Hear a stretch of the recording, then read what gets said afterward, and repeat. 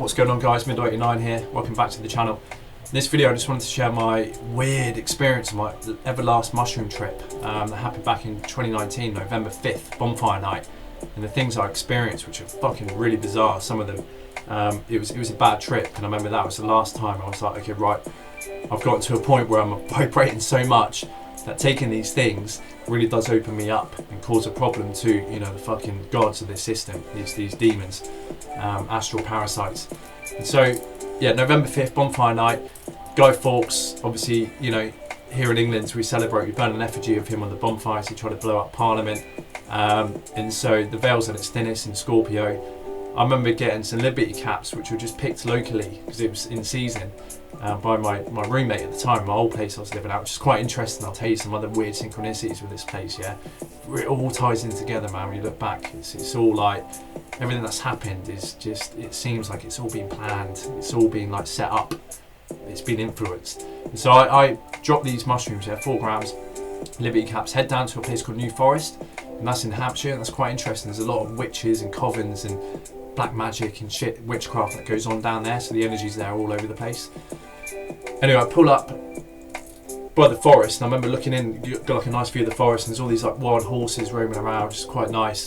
Anyway, this thing starts kicking in, and it was like pissing down. It was a wet day, wasn't very nice. But I remember the thing started dialing in, and it started kicking into the system. I'm thinking, oh, and I noticed it, and it was again really discordant frequency. It was like really poisonous, and I'm thinking, fuck's sake, what is he? Did he like lace these fucking mushrooms or something? Anyway, as it was kicking out, I kind of knew, fucking hell, I'm gonna have to weather this storm. I got 8 hours of this shit again. You're kidding me? Fucking, what am I doing? Like, silly. You know, this is a good probably 8 months since my last one, during Easter, where the Notre Dame rituals and stuff that I talked about in my other video. But that was on a lesser amount, so I thought, you know, by now I can stomach 4G. But obviously, yeah, it's getting kicked up a lot of discordant frequencies again. What I noticed with these trees, looking out, was all these hieroglyphs again, all these alien-like hieroglyphs on these trees in the New Forest. And I remember seeing, when I started noticing this, I really started coming into like even worse energies. So I'm thinking, oh fuck. So I remember having to, like, I was like, I need to leave here and go back home. So I remember driving, and I remember driving back, and what was interesting, I came over the radio, on Radio 1, I was listening as this thing was like kicking in. It was like radiation poisoning again. I was thinking, oh god, so discordant, man. I was like, fucking hell, I can't be dealing with this. Gonna have to go through my coping mechanisms again. Like, this is gonna be trialing, to say the least. And it was. I remember hearing over the radio, Clara Outford was announcing a song called Skrillex, and I felt like it was almost like I was dialed into something, and it was kind of like I was now aware. I was now being able to be calibrated and kind of, you know, pinpointed. It was strange. It was like, okay, now I'm becoming known to another world of entities, and I'm like, I'm opening myself up now, so fucking be careful. Come over the radio, Clara Outford was announcing a song by Skrillex, yeah, called Where Are You? And so as she said, where are you? This distorted voice came over her. She was projecting it. She said, where are you? And I was thinking, that's so fucking weird, and I knew immediately that was addressed at me. I was thinking, fucking, I'll turn the radio off, and I was like, I need to get back. And I remember pulling up before getting back home. As I pulled up, there was a fucking woman in a white car that came racing around the corner, fucking pulled up, and then immediately got on her phone and looked straight at me. And she was talking. I remember seeing her as I was walking past, corner of my eye, she was like looking at me on the phone to someone, as if she was like, whatever was going on, she knew, and she was either concerned or it's all part of what was fucking happening. Anyway, I go back into my room, and I'm like, okay, right, I need to deal with this shit now. But what happened was, it felt like I was stuck between 2 dimensions, yeah? Because in the house, my landlord and a few other people were there, and it sounded like he was on the phone, he was shouting, he was fucking moving shit, boxes in the room behind me, all the sound was distorted. It felt like I was stuck in between dimensions, and that I'd actually died, and I was stuck there. And what was going on, it was almost showing me that, you know, I had 2 lives to go back to. It was like, even one, you're going to be shown to be a fucking, you know, again, this kind of trying to derail you. It's been like a drug dealer, this magic mushroom in the car and all this, that and the other, and they're going to, you know, basically derail your life and turn you into a loser and nothing more than, you know, paranoid schizo or whatever. And then the other one was like, you know, me reclaiming, again, and seeing this through and taking back control. Because what was happening to me in the bed, when I was in the bed, I had to curl up in a little ball. I remember having this silver ring on, but what was going on, it felt like I was being manhandled by entities that I could not see, who were somehow manipulating my limbs through the astrals or energetic bodies. And I was echoing that, and they were trying to get this silver ring removed. So I know silver is obviously used, they don't like this. And so they're trying to get rid of the silver ring, and they did. And I remember it like sliding off my finger, and I had like really no control. And all the while I had all these invisible needles poking into my fucking head. There's about 15 of them, and it felt like they're being inserted, and I could feel them, but I couldn't see them. I couldn't see anything that was going on, but I could feel it. And it was like this fucking, all these needles being put into my head, like injecting poison. And, you know, just me being manhandled and like slipping off the silver ring, and me feeling like I was stuck inside this other dimension, that I had died, like a murder had taken place, where I'd been stabbed. I felt like I'd been stabbed, and that was what was playing out, and that's what I was then hearing, stuck in, you know, curled up on my bed, just trying to literally just focus my mind on getting through this shit. And I remember as these needles were coming in, it felt like I was losing more and more control. And so, you know, I was really having to battle fucking hard, and it was horrible. And what was interesting, I got a text from the guy who gave me the fucking mushrooms, asking me how I'm feeling, or you enjoying it. And I'm thinking, yeah, you fucker, I bet you know what's going on. Subconsciously, you've been directed to fucking do this and give me this thing that has induced a really bad experience. So I'm thinking, you're probably complicit. You don't even realise, mate, you're being fucking hijacked subconsciously. And I'm thinking, you fucker. But what was interesting, what got me out of it, was I had a piano there. I was practicing to play piano at the time. I remember getting up and I was just thinking, I sat at the piano, I couldn't remember how to play a fucking thing. And I remember me trying to search in my mind to remember how to play this song called Coldplay. I can't remember which one it was. But I remember just going through the notes of trying to remember how to fucking play this thing again. It was like my whole brain and everything else just turned to frost. And I lost all memories and capacity to do anything. And I'm like, what, that's not bad. So me going through the process of remembering how to play this song, bit by bit, was breaking away whatever kind of crust I was put under, spell I was put under this experience, and actually inevitably helped get rid of this discordant frequency. I mean, how mad is that? So through music, and me trying to remember how to play, brought me back into that space where I was now in control. So I thought, fucking hell, without that piano being there, there might have been a completely different outcome. And obviously the sound of that music would have got rid of the entities that would have been present. Again, if I could only fucking see what was going on, I bet I would have been horrified. You know, and I knew after that point, I'm not fucking touching this shit again. But what was interesting, the place I was staying at, the landlord, yeah, I'll show you. The landlord, I still chat to him now and again. He seems like a nice guy, but he's otherwise a twin. And his twin, they're both born in Scorpio. And it's interesting, my granddad died right on bonfire night as well. And I remember going through this experience, having images of my granddad in the fire, because he died by fire. I mean, how fucking synchronistic is that? Bonfire night, and my granddad died by fire. You know, being burnt alive, basically. It's hideous. And I remember having a lot of images of him as well. So I probably was, you know, channeling some of that trauma, possibly. I'm not too sure. But yeah, Scorpio, you've got to be careful, like, taking these things. You've got, you know, being aware, knowing what I know now, around those times, it's not really the best time to take them unless you're really adept and you fucking know how to handle this shit. Because you do open yourself up to a lot of these entities. But the house I was staying at, I just want to show you, you know, the landlord's fucking WhatsApp thumbnail is a cat's eye. And what was interesting, the other guy that stayed there who gave me the mushrooms, he smokes a lot of weed, yeah, he's kind of out there, it's a bit wacky, it's a bit frenetic, I can tell he's a bit demonic as well. He's probably being ridden by quite a few parasites astrally.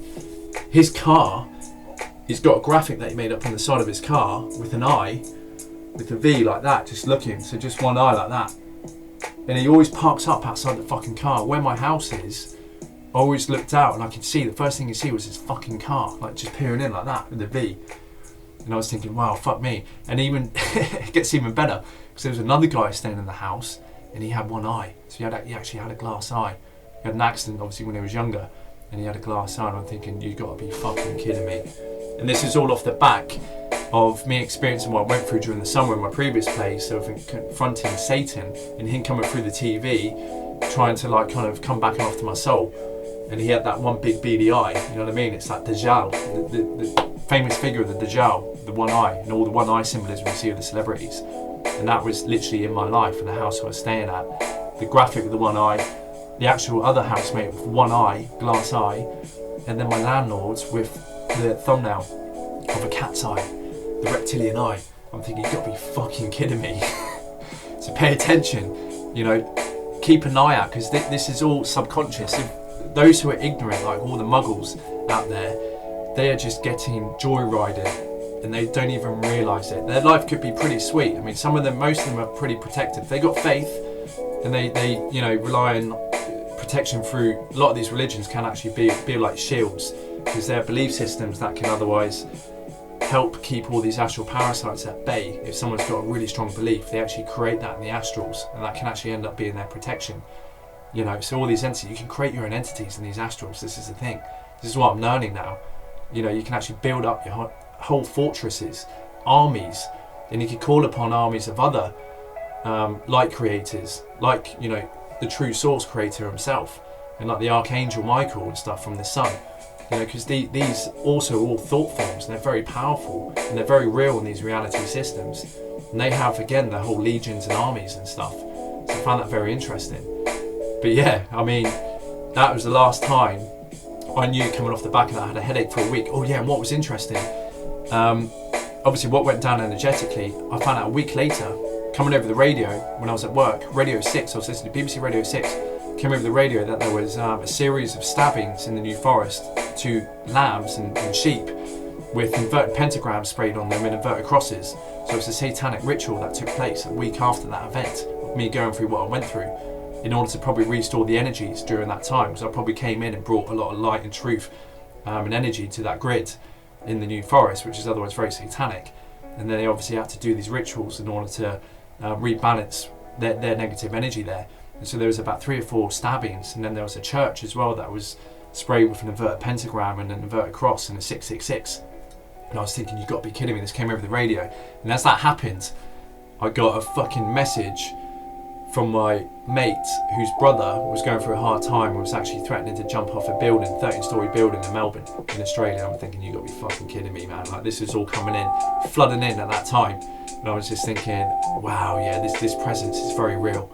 And it works through the subconscious minds, and it's got a fucking really firm grip on a lot of human beings and Earth as a whole. And I believe, yeah, definitely what's going on is a bit of a salvage mission in order to get rid of this poisonous, parasitical parasite, celestial parasite, and to get us back into more harmonious, balanced, you know, light-bearing, love-bearing, planetary reality. You know, it's all going on, it's all happening.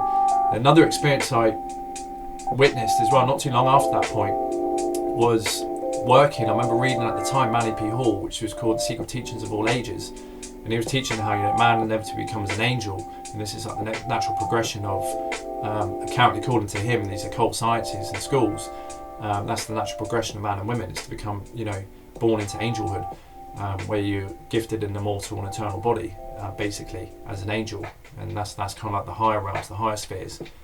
And as I was reading a section in the book about Saturn, and how Saturn is actually linked to the bones in our body, so every planet has a correspondence, and otherwise cymatically helps orchestrate, you know, the reality we live in. This third dimensional reality is based off of these planetary vibrations that help compose the sound and light frequencies to give form, to give rise to these forms in these bodies. But Saturn governs the bones. And I remember coming into that, reading that paragraph, especially during my lunch break, I was thinking, whoa, so much shifted massively in my consciousness, and all of a sudden I start to feel a really deep chill in my bones, and I start to get really cold, to the point that, again, I felt like my mind was being frozen over, and everything, all my thoughts were being really slowed down. I remember having to go up and get another extra jacket on to really keep myself warm, and I was having to fucking shake my hands out and my legs out, because this really cold presence came over me.